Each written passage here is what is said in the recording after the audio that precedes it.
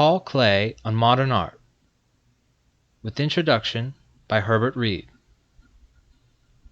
Paul Klee's short treatise on modern art was prepared as the basis for a lecture which he delivered at the opening of an exhibition at the museum in Jena in 1924. Some of his own work was included in this exhibition. He had already at the time been teaching for 4 years at the famous school of design, the Bauhaus, established under the direction of Walter Gropius at Weimar, and these notes are the products of his deep meditation upon the problems of art which the task of teaching had brought to a head. In my own opinion, they constitute the most profound and illuminating statement of the aesthetic basis of the modern movement in art ever made by a practicing artist. Other artists, Matisse, Picasso, Moore, have given brilliant explanations of their aims, subtle revelations of their methods and meaning. But Klee is unique in the logical consistency of his exposition.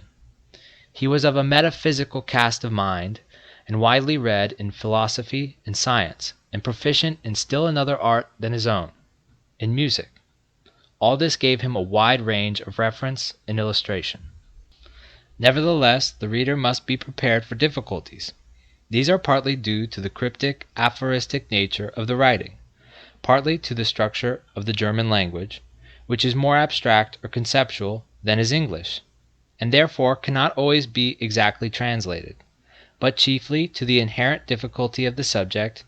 An art like painting is itself a language of form and color, in which complex institutions are expressed, and the necessity for the plastic symbols of the art of painting is to some extent dictated by the inadequacy of our linguistic means of communication. To explain art, therefore, is often an effort to give words to a nameless process, to actions otherwise confined to instinctive gestures. To explain art, that, for Klee, meant an exercise in self-analysis. He therefore tells us what happens inside the mind of the artist in the act of composition, for what purposes he uses his materials, for what particular effects gives to them particular definitions and dimensions.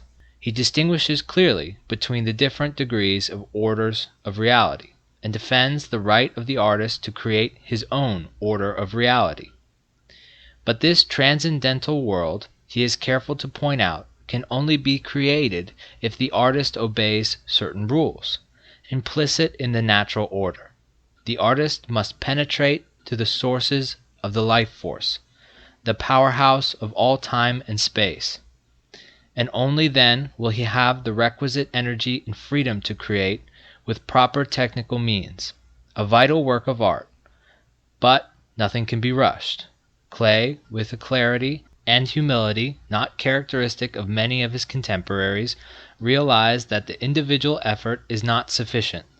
The final source of power in the artist is given by society, and that is precisely what is lacking in the modern artist. We have no sense of community, of a people for whom and with whom we work. This is the tragedy of the modern artist, and only those who are blind to their own social disunity and spiritual separateness blame the modern artist for his obscurity. Herbert Reed. Speaking here in the presence of my work, which should really express itself in its own language, I feel a little anxious as to whether I am justified in doing so, and whether I shall be able to find the right approach. For, while as a painter I feel that I have in my possession the means of moving others in the direction in which I myself am driven, I doubt whether I can give the same sure lead by the use of words alone. But I comfort myself with the thought that my words do not address themselves to you in isolation, but will complement and bring into focus the impressions, perhaps still a little hazy, which you have already received from my pictures. If I should, in some measure, succeed in giving this lead, I should be content and should feel that I have found the justification which I had required. Further, in order to avoid the reproach, "Don't talk, painter, paint," I shall confine myself largely to throwing some light on those elements of the creative process which, during the growth of a work of art, take place in the subconscious. To my mind, the real justification for the use of words by a painter would be to shift the emphasis by stimulating a new angle of approach, to relieve the formal element of some of the conscious emphasis which is given and place more stress on content. This is the kind of readjustment which I should find pleasure in making, and which might easily tempt me to embark on a dialectical analysis. But this would mean that I should be following too closely my own inclination and forgetting the fact that most of you are much more familiar with content than with form. I shall, therefore, not be able to avoid saying something about form. I shall try to give you a glimpse of the painter's workshop, and I think we shall eventually arrive at some mutual understanding.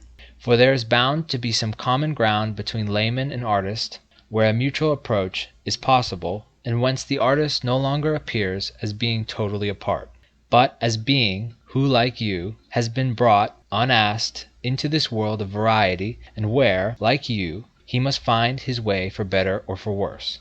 A being who differs from you only in that he is able to master life by the use of his own specific gifts. A being perhaps happier than the man who has no means of creative expression, and no chance of release through the creation of form. This modest advantage should be readily granted the artist. He has difficulties enough in other respects. May I use a simile? The simile of the tree.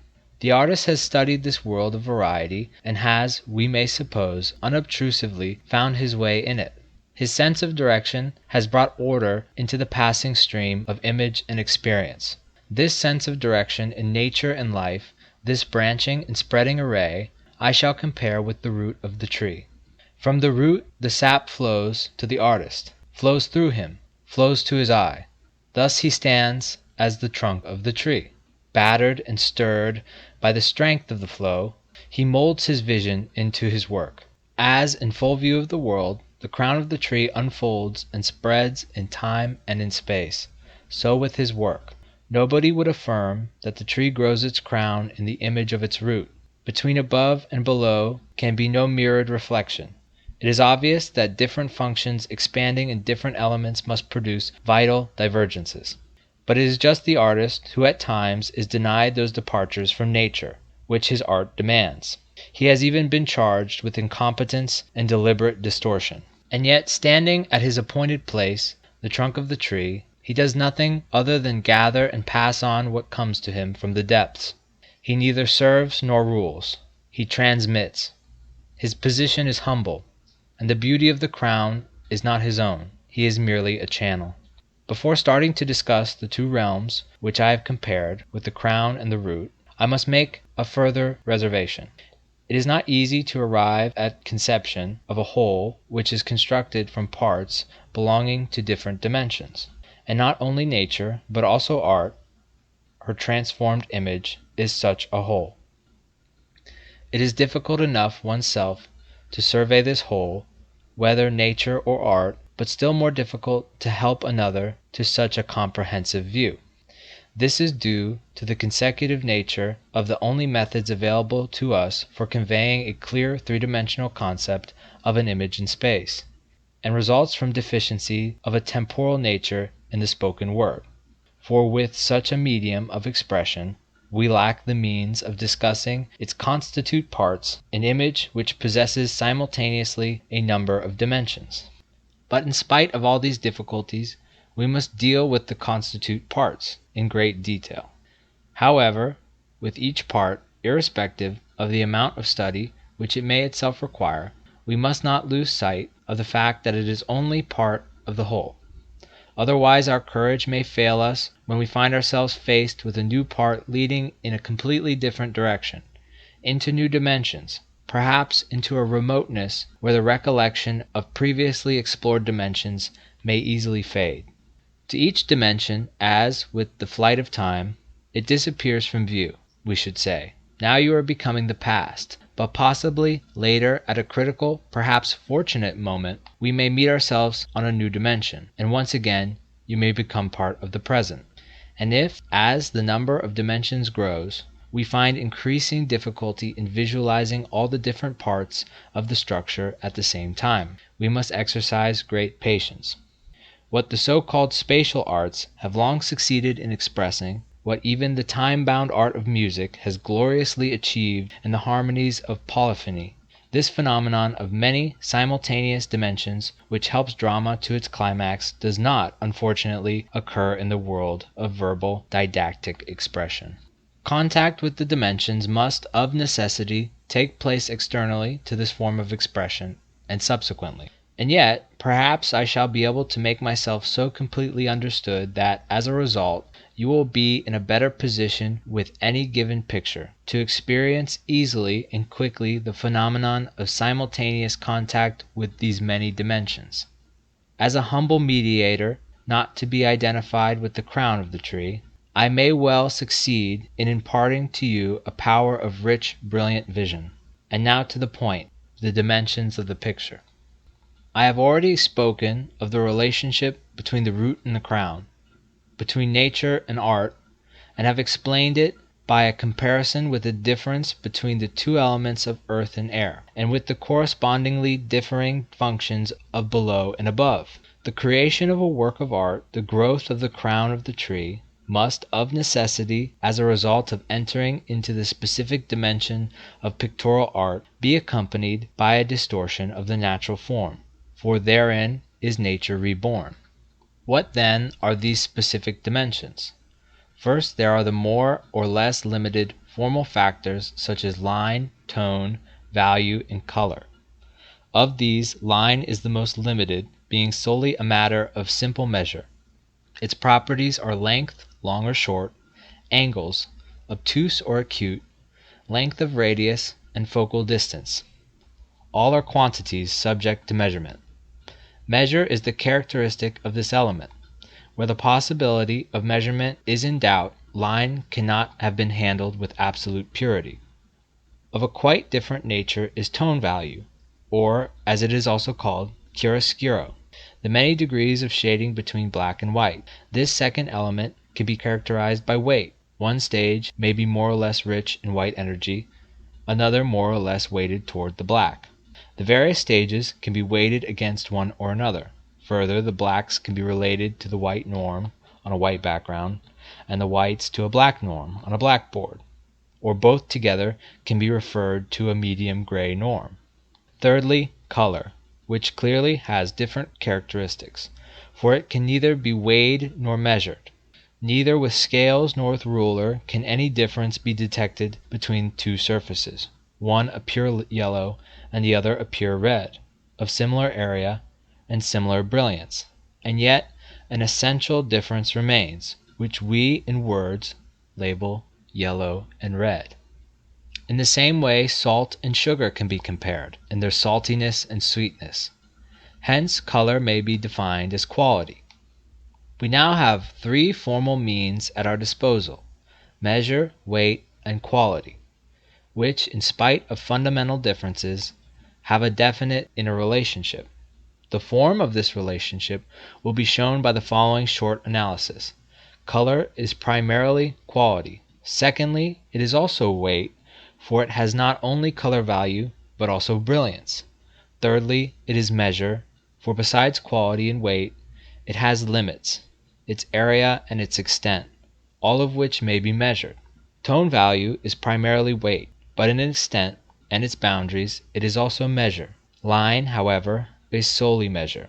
Thus we have found three quantities which all intersect in the region of pure color, two only in the region of pure contrast, and only one extends to the region of pure line. These three quantities impart character, each according to its individual contribution. Three interlocked compartments. The largest compartment contains three quantities, the medium two, and the smallest only one. This shows a remarkable intermixture of our quantities, and it is only logical that the same high order should be shown in the clarity with which they are used. It is possible to produce quite enough combinations as it is. Vagueness in one's work is therefore only permissible when there is a real inner need, a need which could explain the use of a colored or very pale lines, or the application of further vagueness such as the shades of gray ranging from yellow to blue. The symbol of pure line is the linear scale with its wide variations of length. The symbol of pure contrast is the weight scale with different degrees between white and black. What symbol is now suitable for pure color? In what unit can its properties be best expressed? In the completed color circle, which is the form best suited for expressing the data necessary to define the relationship between colors, its clear center, the divisibility of its circumference into 6 arcs, the picture of the 3 diameters drawn through the 6 intersections. In this way, the outstanding points are shown in their place against the general backcloth of color relationships. These relationships are firstly diametrical, and just as there are 3 diameters, so are there 3 diametrical relationships worthy of mention, namely red-green, yellow-purple, and blue-orange, i.e., the principal complementary color pairs. Along the circumference, the main or primary colors alternate with the most important mixed or secondary colors in such a manner that the mixed colors, 3 in number, lie between their primary components, i.e., green between yellow and blue, purple between red and blue, and orange between yellow and red. The complementary color pairs, connected by the diameters, mutually destroy each other, since their mixture along with the diameter results in gray. That this is true for all 3 pairs shown by the fact that all 3 diameters possess a common point of intersection, and of bisection, the gray center of the color circle.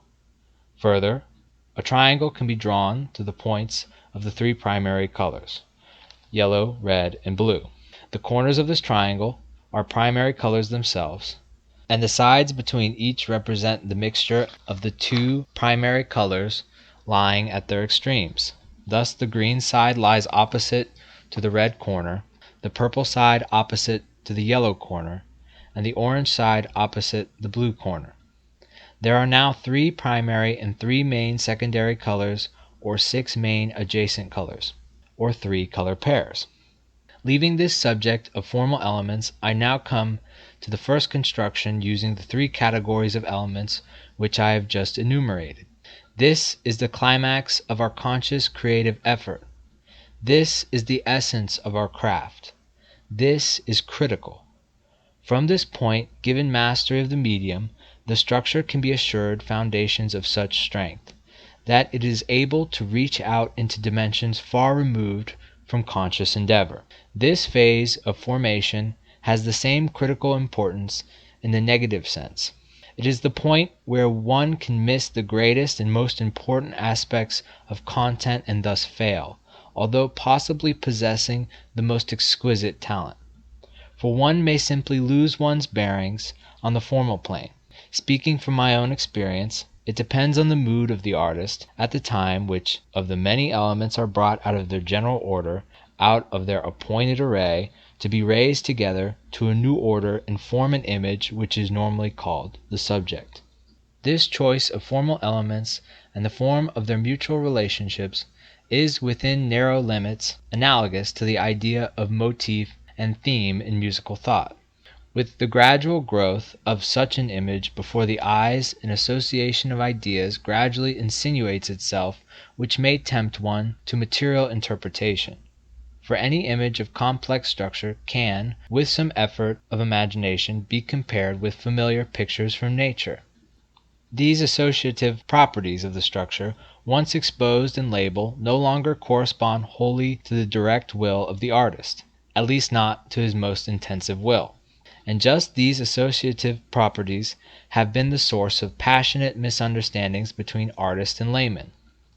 While the artist is still exerting all his efforts to group the formal elements purely and logically so that each in its place is right and none clashes with the other, a layman watching from behind pronounces the devastating words, "But that isn't a bit like Uncle." The artist, if his nerve is disciplined, thinks to himself, "To hell with Uncle! I must get on with my building. This new brick is too heavy and to my mind puts too much weight on the left. I must add a good-sized counterweight on the right to restore the equilibrium." And he adds this side and that until finally the scales show a balance. And he is relieved if in the end the shaking which he has perforce had to give his original pure structure of good elements, has only gone so far as to provide that opposition which exists as contrast in a living picture.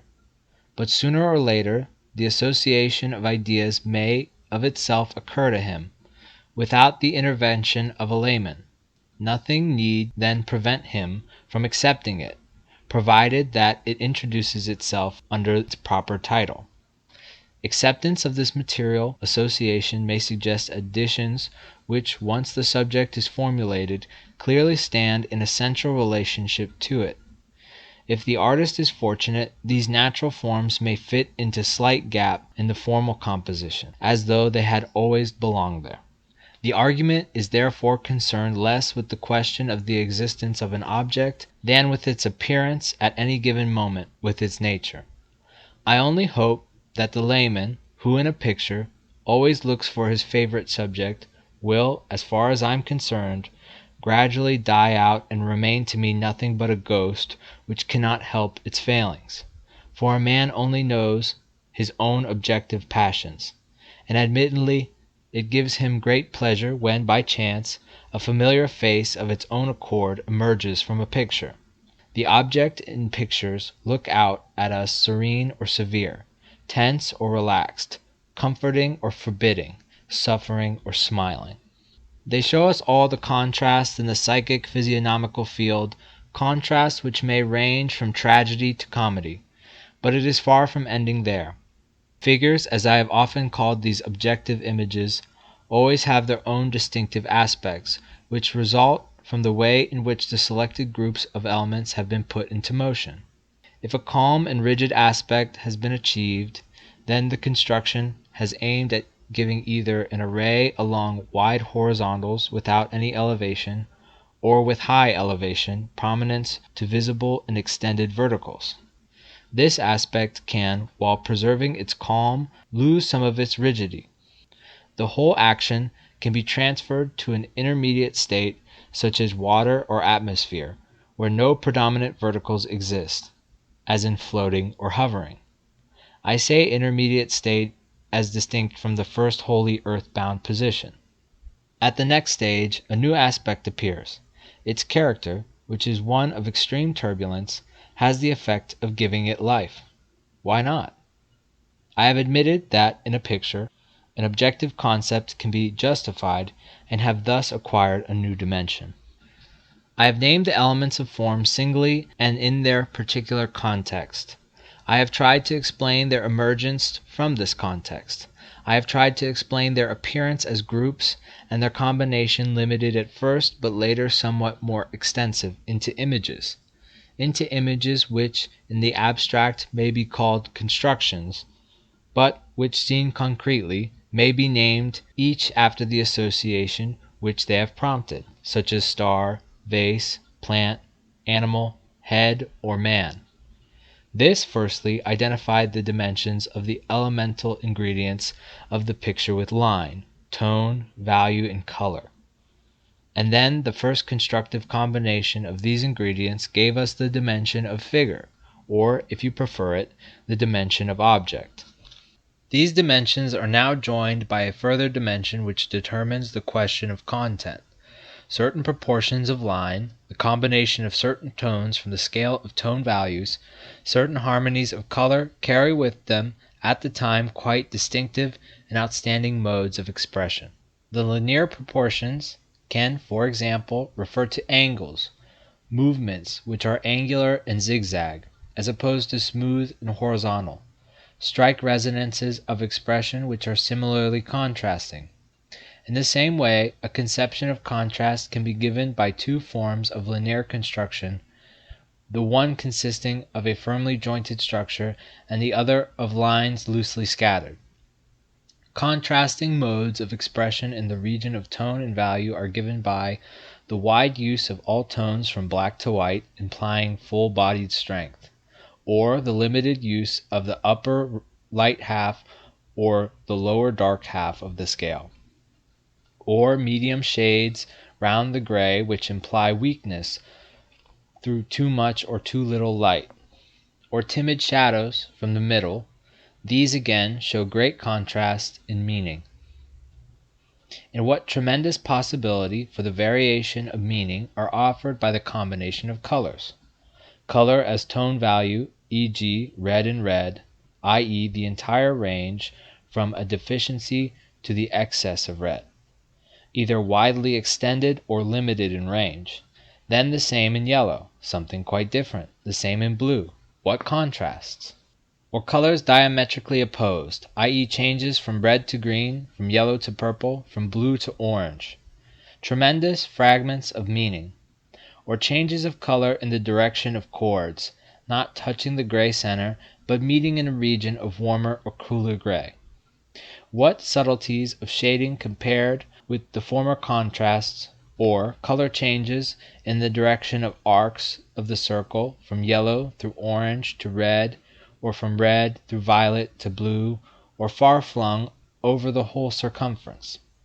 What tremendous variation from the smallest shading to the glowing symphony of color. What perspectives in the dimension of meaning. Or finally, journeys through the whole field of color, including the gray center, and even touching the scale from black to white. Only on a new dimension can one go beyond these last possibilities. We could now consider what is the proper place for the assorted colors, for each assortment clearly possesses its possibilities of combination. And each formation, each combination, will have its own particular constructive expression, each figure its face, its features. Such forceful means of expression point quite clearly to the dimension of style. Here Romanticism arose in its crassly pathetic phase. This form of expression tries convulsively to fly from the earth and eventually rise above it to reality. Its own power forces it up, triumphing over gravity. If finally I may be allowed to pursue these forces, so hostile to earth, until they embrace the life force itself, I will emerge from the oppressively pathetic style to that romanticism which is one with the universe.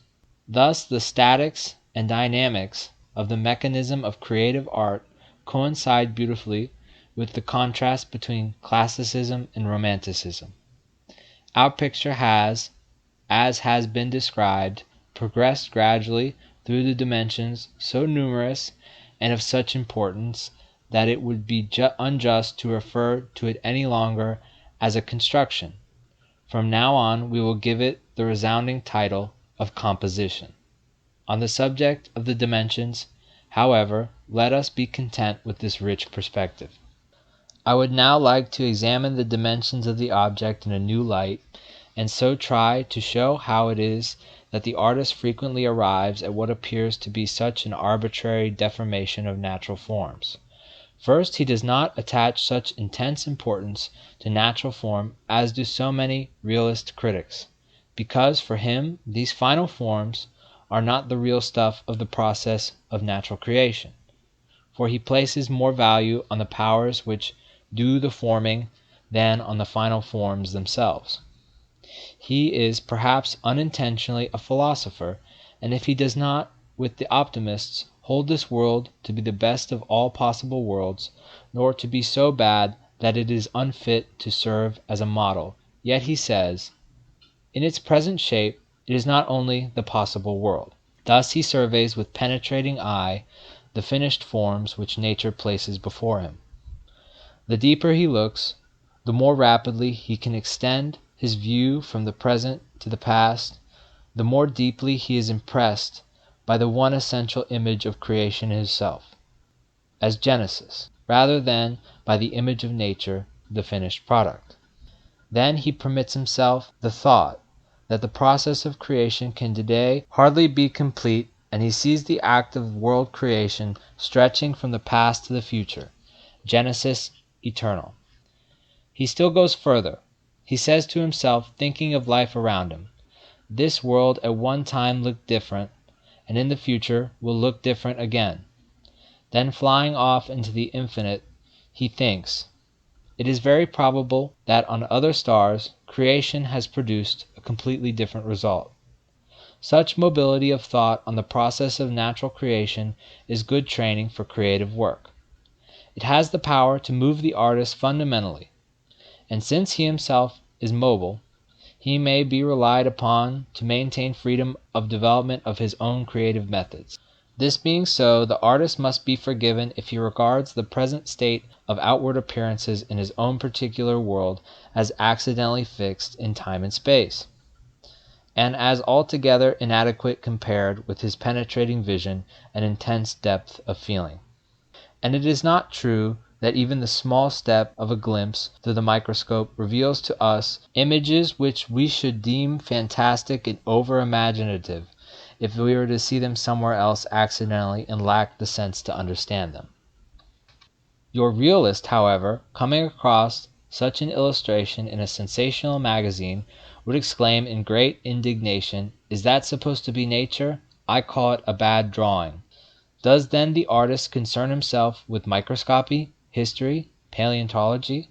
Only for purposes of comparison, only in the exercise of his mobility of mind, and not to provide a scientific check on the truth of nature, only in the sense of freedom, in the sense of a freedom which does not lead to fixed phases of development, representing exactly what nature once was, or will be, or could be on another star, as perhaps may one day be proved, but in the sense of a freedom which merely demands its rights, the right to develop as great nature herself develops, from a type to prototype.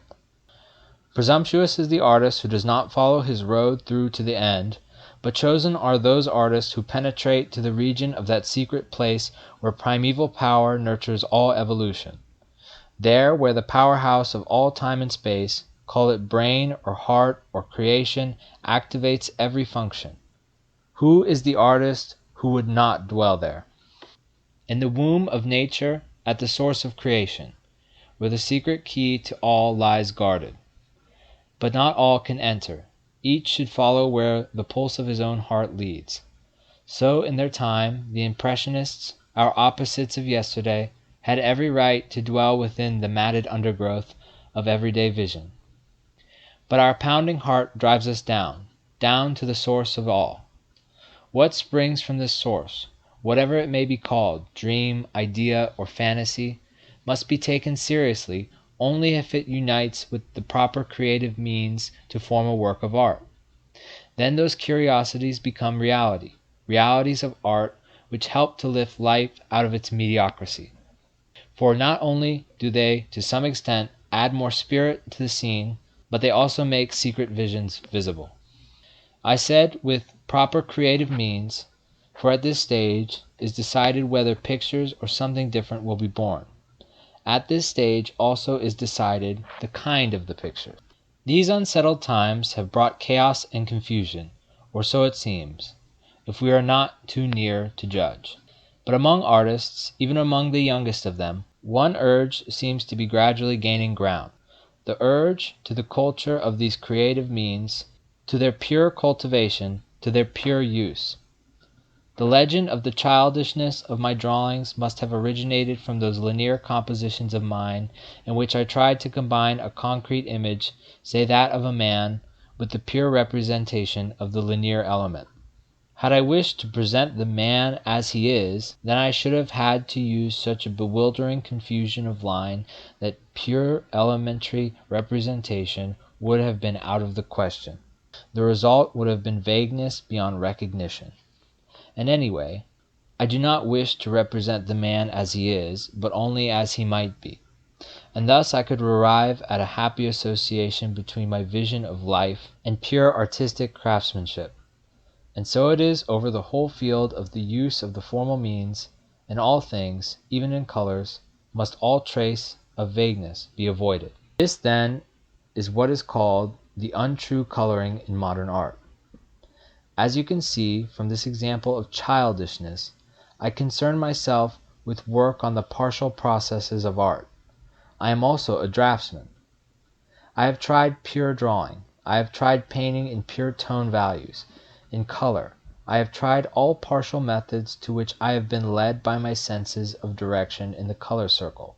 As a result, I have worked out methods of painting and color tone values in complementary colors, in multicolors, and methods of tonal color painting, always combined with the more subconscious dimensions of the picture. Then I tried all possible syntheses of the two methods, combining and again combining, but of course always preserving the culture of the pure element. Sometimes I dream of a work of really great breadth, ranging through the whole region of element, object, meaning, and style. This, I fear, will remain a dream, but it is a good thing, even now, to bear the possibility occasionally in mind. Nothing can be rushed. It must grow. It should grow itself. And if the time ever comes for that work, then so much the better. We must go on seeking it. We have found parts, but not the whole. We still lack the ultimate power, for the people are not with us. But we seek a people. We began over there at the Bauhaus. We began there with a community, to which each of us gave what he had. More we cannot do.